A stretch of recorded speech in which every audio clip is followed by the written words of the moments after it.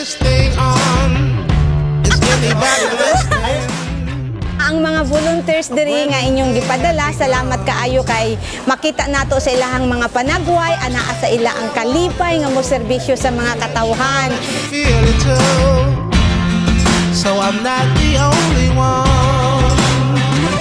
Come on and let me off, it's a brand new day. Kani atong hugpong serbisyo para sa Tagumeños, dagan ni nga lima ni ka free health services no, naatay dental, naatay minor surgery, of course naatay tuli, of course then naatay libreng gupit o kaning therapeutic massage. So kaning mga services ihatag nato ni sa ato ang mga Tagumeños sa 23 barangays.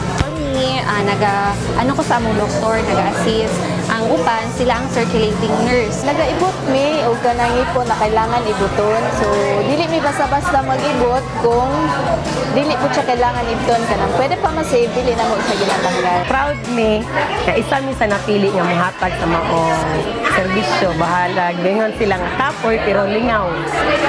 Clearly every word spoke. Today I woke up feeling lovely, happiness overflowing. Daghan gud kayong salamat. Ako mapasalamaton gud kayo sa tanan gud nga nag-voluntaryo sa maong serbisyo kay ni 5 pesos hasta bahin gani sa tambal wala gyoy na napagawas pod namo. Instead nga adtos tambal adto na lang sa amo ang ipamalit namo bugas ug sudan.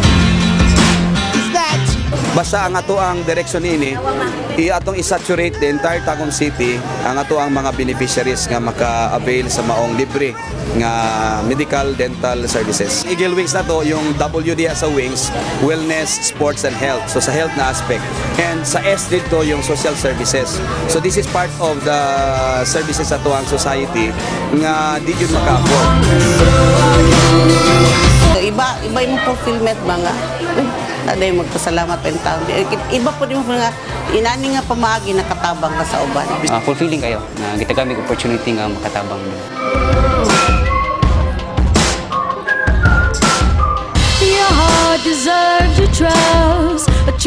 Pamisa-misa lang naman po ito mga ganitong activities kaya masarap din po sa pakiramdam, magaan po sa kalooban. Malipayon ko kay basin sa buhay lang higayon tabang sa mga Tagumeño and sa mga kabataan din sa syudad sa Tagum.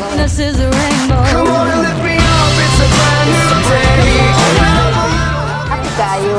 Kaya besides sa mo ang private na pagtrabaho, pribadong pagtrabaho, so kani siya pagserbisyo gitis para sa tanan.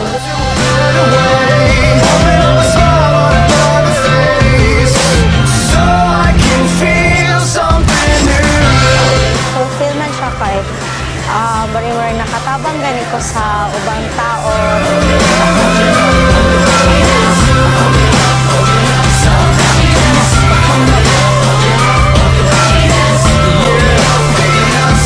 Salamaton kay ko sa tanan nga mga naghimuan nga programa kay daghan ko matabangan.